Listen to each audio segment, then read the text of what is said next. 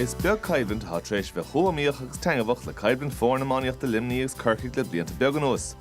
É sin rád a thug an dáir an aigear a chéile na giat le cena sreathe ó 8 an deir seachtaine. Bhí Brian Tyres is Pat Fleury Limneach den ceann seo. Pí bhanna chair limní I dhéanann ceola a láthar níos túisce cé dhéanamh an taction agus an dríochta a láthar a mhuir barc. Adam English, Sraith Iomána, tá in gear, tá splicaim sé agus an chiad scórfachta.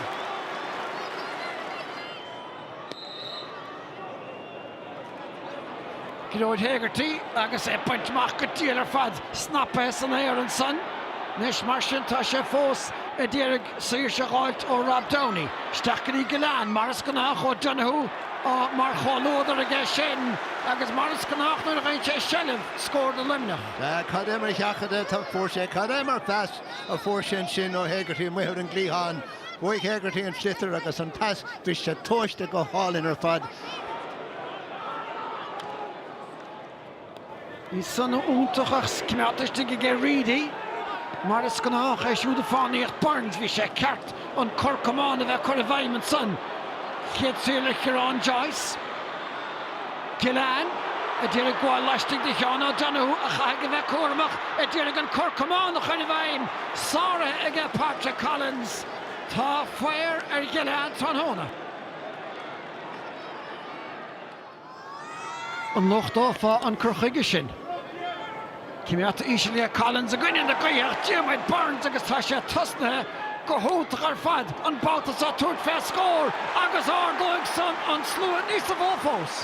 Cadé sin mar scór, cadé mar a gháil ar an gédul síos agus Réiglis an slithar agus fechar se thulsa spéir leis an lapa mór sin agus Réiglis agus cadé mar bhuiile díreach idir na postaí a séan ag an náid.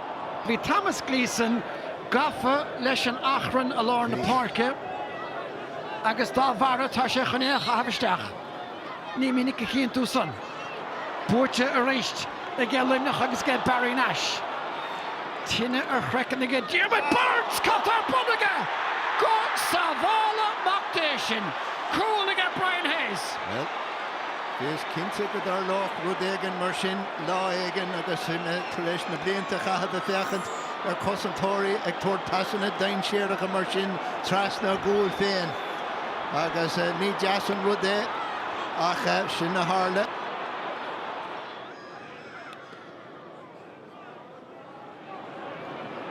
Ceann fada aige Collins.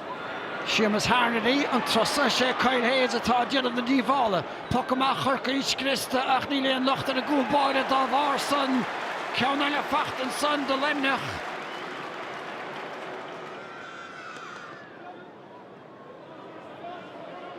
Ó Donoghue agus Harnedy. Gafa cho fad le Dara Fitzgibbon tá William Buckley leistigh dá. An luas má léirithe ag ó Donoghue-is. Tóca go deas a gé Hayes, siar go dtí Buckley, os na bars, go dtí na bars agus an count an scopa thar sin drastáin. Nis, tan sé drón ledna, steach le Diarmaid Barnes, a tarach. Sin smech áling a gé Aaron Gillán, chuna hénig a héire, ó Donoghue déanamh an bharna íon. Aaron Gillán le críoch marach, ach an skin a bhain clisin. Agadóch, chuigh sé beagán in spáis dó féin.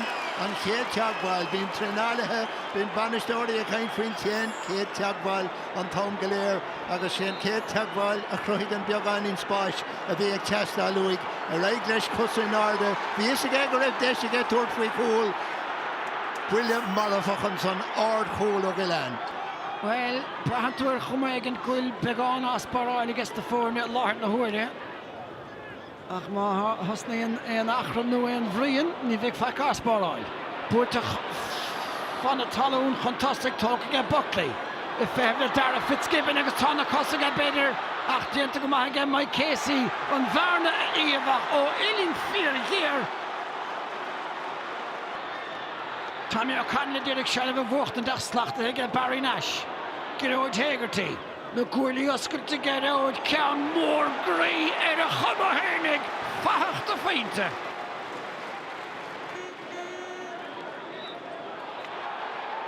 O'Brien an bud táiste uirte an réiteir seach an Cian Lynch. agus tá sé sára beag puck séiristeach mana gríochnaí sé seo sa chúl tá bhfuil bhíon láimh an áirdige Shane Hines agus tá slitar sa líon tán neidir cad a Hurling an son. Seach an son camera stig sa chúl an sin rud a thugann léargus úntaach dúin. Well níor the end out go raibh sé ar an líne. Well de leamdigan sliteristeach ar chum éigent beag sonna nach náf sparne I get drom éigent. Ba cartan rétorna himráí sin a scape beagán agus bhí puck sé browntisteach aige ach cachan sliteristeach an is agus a gemacht leis tá Leanna Park Corcaigh get Tommy O'Connell isteach ní Hayes smachta go Hurling ge siúd ordú ceart ganam an de Corcaigh a tena leile hammer. Réist an puck amach díirithe ar Cluiche Ceannais ach fachtaige Shane Barrett. Tommy O'Connell agus tag Harnedy dierig bar na hoscail a súd. Ceartaín sé an slitar tamáinte thar sin drasnán.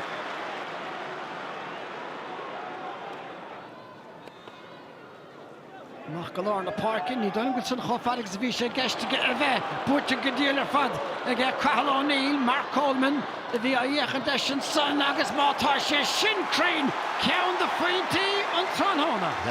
Go ard scór ar fad tá O'Neill tar éis cuid bad a scór na mar sin a áil fechar seo ar gédal sios mar go bháil agus a réid leis cosan ard a strach éach an siar fechan céchod Congress a bhí a chéile chóirigh dó agus ard scór. An slitar an déanamh na hebre os Cian Joyce. Fachtaige Gillán agus a réist muite sin leistigh Patrick Collins a rágmuid ar fórail ach sór faointe amach ag Gillán. Gan áit a héna trí scóráil an bhar seo agus cad seo mar scór mar a dúirt me ceanna féin. Ní higann sé agus ní credan sé beidir chécha maithas atá seachada atá teachtasteach. Isteach le Mark Coleman ar imrise. Lában uachtar a gáige Corcaigh beidir sa trí an láir inis. Tim O'Mahony ón trí an láir sin amach agus tá féinte fachta ag an bhar láir Parker. Bhí sé sin go mag. Ceir a cholín atara. Sin a bhfuil de bhar na ann. An áir le Tim O'Mahony a réist agus priséile tá na daine náfuilte lína lá tosig Buck amach ag Corcaigh William Buckley le ceann eile. Trí cína sa chéile ag Corcaigh. Trí cína sa chéile Corcaigh agus sin an tríú scór ó William Buckley tróna an dát. Tháinig sé chuige bhí is aige go raibh sé tehistí na réim sé an dát agus an gré ag cabhrú leis. Bearna trí faointe. Nes tá san na dul sa teansaachtaí an Coleman go díal. Crothú go maith ó tháinig an Parke a bhfad an spreochach tá an slitar seolta go crain ag Coleman. Pantáiste a thuirte an réiteoir Diarmaid Burns. Gillán inis a réist gan inge fach a hir ach Limerick ag Corcaigh. Atá sleonathe. Gillán inis a praban titar agus sábháil a fós ag Patrick Collins. Páistúachal tá báideoir déanamh go maithneamh. Gan dá tá Collins a déanamh go hána ar fad. Roinn mat guile inis ar a glog agus an dhéile a tíorgáil de Corcaigh Declan Dalton. Idir an dáling Hagerty a réist agus é inis a chuirtúa ar Ger Limerick bhfuil sé sin gafa trasna Harris a trasnán tá rac a dhéanamh ag Hagerty. Tá sé tar éis aníocht a dhéanamh an seo sa darna le fuair sé gortú láimh níos luaithe a cad sin mar scóraigh. Croigh sé bhuiile séar cúpla nómad ó hin tar éis ó silibh áileing ar an glíhan eile agus inis tá sé tar éis scóir an chéad scór a áil de Limneach an son. Cork díomhar fisiciúil an son. Kyle Hayes fergur brála se le héad. Búirtisteach íseal agus tá bet treis techt le chéile Coleman agus Hayes. Tá Gillán treis ceann a bhfuil eile glórmhar a chorthara sé trasnánach do Lewis Hayes agus Mark Coleman.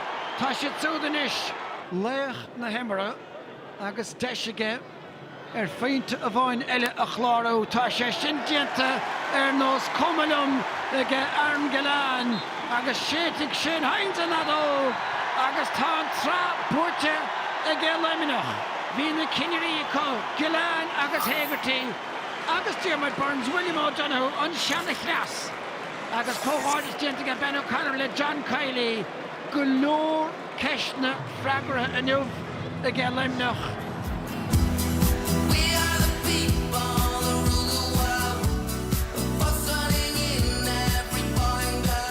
It was a tough battle and always is the last couple of years. Anytime we played Cork, we always wanted to kind of push the boat out, and thankfully we did that.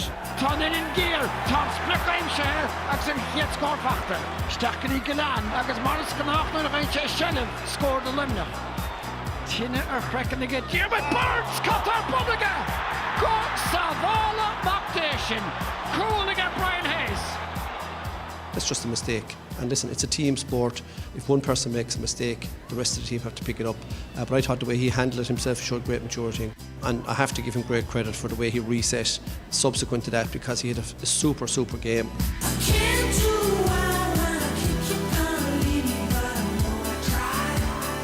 Initially I wasn't even expecting the ball, because I don't know who it was, maybe Cahill that was in front of me. I presume Cahill was getting the ball up into his hand and go himself, but when it broke through, the Cork defender was right around me, so I had to try and do something. Shin Smith Alling again, Aaron Galan. Dunno Jilligan Varney. Aaron Galan, Cluiche Ceannais. I actually wasn't even sure that the ball went into the goals, to be honest, because I got tackled just after it, so I only realised when Shane came over with the big smiley head on him that I realised this must have been in. We wouldn't have been happy with everything in that first half. First 20-22 minutes, yes, but the last 12-15 minutes, no. You know, we eased off in terms of our intensity. We lacked structure, and we allowed Cork back into the game that we were controlling.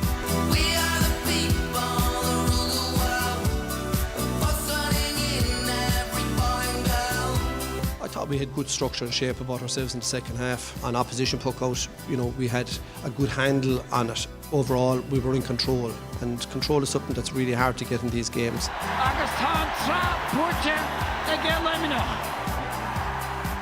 It puts a full stop on it now for this phase of our year. We've 3 weeks to get ready for championship. We're always kind of learning, so even to keep getting these games year in, year out, it's brilliant for all of us. No, it's good to have everyone kind of rowing in the one direction.